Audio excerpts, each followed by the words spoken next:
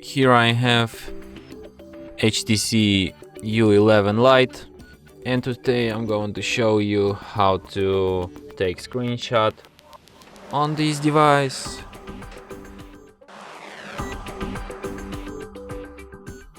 So to do this, firstly you have to just press combination of keys, power key plus volume down at the same time like this,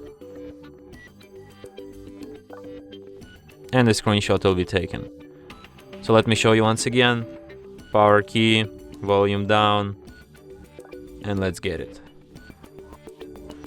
So when you're done taking screenshots, you can find them in Photos, in a special screenshot section.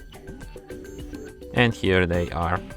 From here you can share, edit, search with lens, or delete your screenshots, or perform other actions from this list. And that's it.